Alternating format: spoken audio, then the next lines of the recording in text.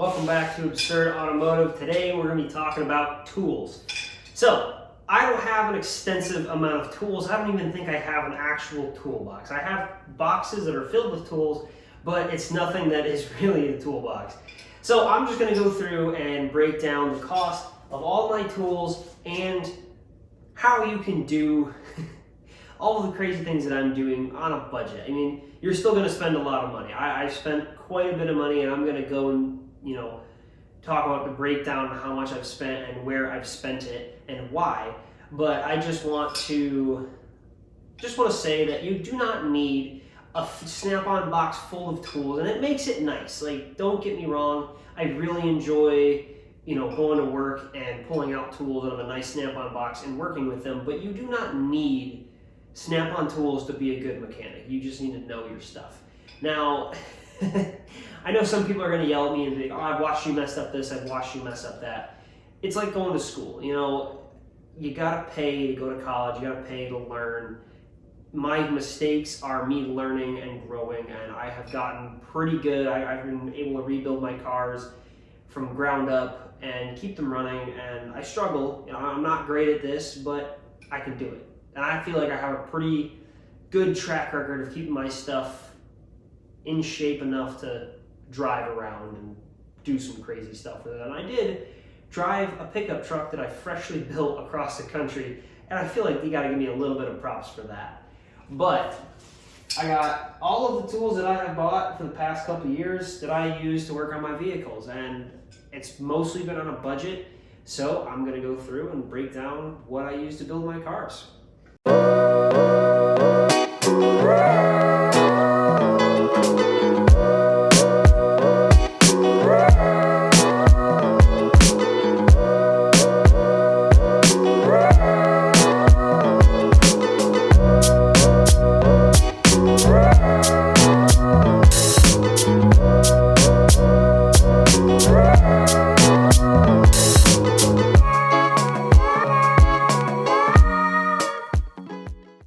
Alright, so these are all the basic tools that I use every day in my garage, I would argue every day, that cost me almost $3,000, just about. But all of this is going to get a breakdown, where I got it, how I got it, why I got it, all that fun stuff. So, I guess we'll go in a book from left to right. So we got an air compressor, air chucks, air hose, all the fun stuff that you need to fill tires, that you need to do your, dusting off engine bays, whatever you need to do with air. I have an air compressor. Jack stands, that's a pretty simple one for cars. Your funnels, you got your creeper, my welder. I bought this off of one of my good buddies. He gave it to me for like $100, but you can buy these online for anywhere from $200 to like $300, depending on which kind of setup you want to get. This is a really cheap Century, I think it's flux core welder. I don't know. You stick the button and things just weld together. I'm not a welder. Never gonna claim to be. I've welded stuff together, and so far, some of my stuff hasn't broke. So, good for me. I did spend a little bit on my helmet. I spent like $130 on my Miller helmet because I like my eyes. I don't want to lose sight. So don't cheap out on your safety gear. I'm being serious about that. I have been hurt before just because safety gear failed. Make sure you buy good safety gear. So gloves, those were like $30. I bought it in a kit on Amazon with this and those. So the big one of my biggest expenses I ever made was my DeWalt collection. I bought it on Black Friday last year, or the year before. I spent $600 on 7 tools, and then I spent like another $200 on all my attachments, my sandpaper, my blades, my circular saws, my grinding wheels, all that kind of stuff. And the things I use the most are going to be my drill, my light, grinder, and probably my Sawzall. I mean, I use all of them. I've used every tool here multiple times, and I really enjoy all of it. I think I had the impact fail on me. I got warranted for that. And I've had a battery fail on me too. But it's been a while. I've used these tools pretty hard, and -50 is really rough on these tools. but they all work really, really well. I mean, I use the grinder. I really like my wireless tools. I argue that you could probably get cheaper tools if you're not doing this as much as I am. And you can get corded stuff too. There's a lot of different options. You do not have to spend $600 on tools. I spend $600 on tools because I like having all of this stuff, and you know, I think the grinder alone, I think, is like a $300 tool by itself. But the whole kit was $600 on Black Friday. So Black Friday deals on Amazon or Lowe's or Home Depot are really, really good. I think I got these at Lowe's. I'm not really sure, but one of my biggest expenses I've ever made. I really, really enjoy it. I know if you watch my videos, you see me using these tools quite often, or used to. I don't try not to make building videos anymore, but I use them quite often. I don't know how much I spent on this. I think it was a few bucks, but I highly recommend getting a temp gauge of some sort because I use it for so many different things. I mean, so on my engine, if you work on engines a lot, one of the tricks is if you have a misfire and you can't tell where it is, you can take your heat gun and see what cylinder is cold, and then you can check compression on the cylinder to see if you're losing it there. And that's actually how I found out I was losing compression in cylinder 1 on my Beetle. My buddy was over and he actually grabbed a pipe, which was the craziest thing to me. I don't recommend doing that, but grab yourself a heat gun, point it at the exhaust tube heading out of it or the manifold or whatever, and it'll show you that there's a difference in temp and you can, you know, narrow it down. I highly recommend always having one. You know, hammers, crowbars, whatever else. I've spent money on those. I like them. I highly recommend having a good hammer. You got your battery pack. I really enjoy this. I had one of these at my parents' place when I lived there when I was a kid, and I used it for everything. We didn't buy new batteries. We just walk out there, throw this thing on there, jump start whatever vehicle we wanted to, and we'd go drive it. It was an absolute blast. And these things are only like $100, $100 to $200, depending on which kind of style you're getting. I know this one's the ES5000 or whatever, but this is really nice. And I like this one because the battery does not have to be charged for it to jump it. And with these older vehicles and stuff, some of them don't need to have batteries in the car to run, like there's no technology with them, so you just hook this up to the battery cables, you turn it over, if it starts, you pull it off, and you're good to go. I really, really enjoy this. I just did my last video a day or two ago, and I used it on the winch, and it really impressed me on how good this was. It was actually really nice. You know, levels is kind of the same point of like basic hand tools. I've got dikes, I've got channel locks, needle nose, just regular pliers. I got a bunch of those, but you don't have to buy new of those. You can go to garage sales or anything else and pick up a bunch of random little things and make yourself a nice little set or something. That's not going to cost you too much. Speaking of which, is here. This is one of my, I think my great-grandfather's toolbox, or my grandfather's toolbox. I'm not really sure. No, great-grandfather's. So this is my great-grandfather's toolbox that he used to do a bunch of milling with, and I got it for free, and I fill it with all of my extra tools that I buy at yard sales, garage sales, and such like that. So I've probably got a few bucks in just miscellaneous crap. But yeah, this is like the generic, I use this stuff every day, this is all I use. And I'll show you the rest of the shop. I'm not kidding you. There's like no boxes. There's no sockets. Oh, speaking of which, my last point, sockets. This Husky box that I'm using right here is literally everything that I use for sockets. I have to buy an occasional specific socket, but I've maybe bought like an extra $60 in sockets occasionally. But I bought this for about $100, or somebody bought it for me for $100 and gave it to me for Christmas or something. But this has been with me for a long time. This is the only sockets that I have, and I've built 2 vehicles. So yeah, you don't need a bunch of tools to be building vehicles. You really don't. So yeah, we're gonna go through and do a price breakdown and kind of show you where all the money really goes. Oh, we're gonna kind of do the same thing and go book, left to right. So my air compressor, I bought that for $200, just about. Obviously all the attachments are a little more, so you put it at like Yeah, I was gonna say 200 because I probably spent like 160 on that. Spent 40 on all the attachments and the hose and everything. So 200 for the air compressor and all those pieces. The jack, you can buy that online, Amazon, or Harbor Freight. I actually bought that one at Harbor Freight before I left on the road trip. That was my first ever jack, and I didn't even have one until I left for Alaska. And I bought one at Harbor Freight. I tossed it in the back of my truck, and if you watch the video of me driving up to Alaska, you might catch that I had the box sitting in the back of my what is it, the bed, the like little cab thing. You can see it sitting in the window sometimes. I literally just threw the whole box in there and drove. It was it was kind of a cluster. All right, so your jack stands, you're at 80. You got your funnel, which is a few bucks.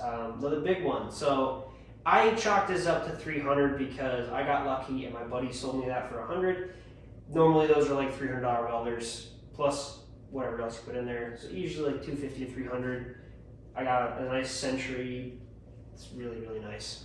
I like it. I bought it for 100 bucks off my buddy since he got a TIG welder and was trying to be a welder. I'm not good at welding. I'm alright at it, but I like just sticking stuff together. It works great for me. Helmet, 130 bucks, and gloves around like 30, plus the wire, you're like 60 bucks to just play around with it. And then obviously if you're doing bigger projects, the more you use, the more you're gonna spend. So, creeper, I bought that. I think my wife bought that for me off Amazon or something, like for 30 or 50 bucks or something. It's super nice. It folds into a chair, super cheap, nice, works great for me.